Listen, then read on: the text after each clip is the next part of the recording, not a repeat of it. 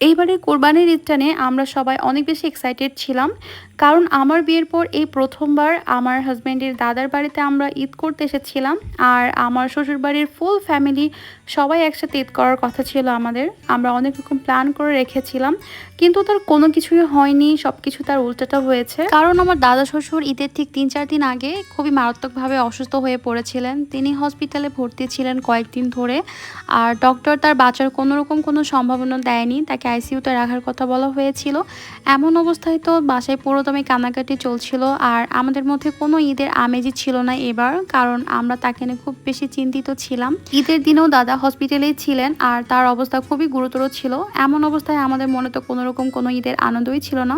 তারপরেও যেহেতু এটা কোরবানির ঈদ, কোরবানি তো দিতেই হবে, সেজন্য আমরা সকাল সকাল ঘুম থেকে উঠে চলে গিয়েছিলাম ওদের গ্রামের বাড়িতে।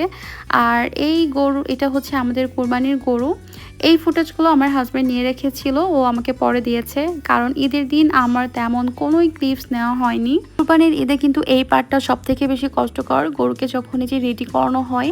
যদিও আমি এটা সামনে থেকে দেখিনি, আমি পরে দেখেছি, বাট এই সময়টা আসলে খুবই খারাপ লাগে। আর এইখানে আমাদের বাড়ির সবার একসাথে কোরবানি দেওয়া হচ্ছিল এই জায়গাটাতে, যদিও আমি এখানে যাইনি।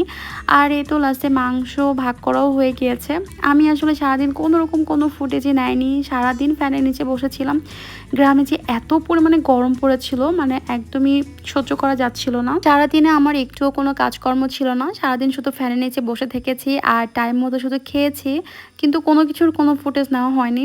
আর আমরা তো একদম পুকি শাশুড়ি পেয়েছি, কারণ আমাদেরকে দিয়ে কোনো ভুঁড়ি পরিষ্কার করানো হয়নি, কিচ্ছু করানো হয়নি। একদম পায়ের উপর পা তুলে আমরা সারাদিন খেয়েছি, পুকুরে গোসল করেছি, কিন্তু কোনো কিছুর কোনো ক্লিপই নেওয়া হয়নি। এত বেশি গরম ছিল যে একদমই রেডি হওয়ার কোনো ইচ্ছাই ছিল না। বাট তারপরও আমি বাড়ির বউ আর প্রথমবার এই বাড়িতে ঈদ করতে এসেছি, সে তো একটু রেডি হতেই হবে। তো আমি একটা শাড়ি পরেছিলাম একদম বিকালের দিকে। আর এটা হচ্ছে আমার একদম বেস্ট ফ্রেন্ড, ছোটোবেলার বেস্ট ফ্রেন্ড।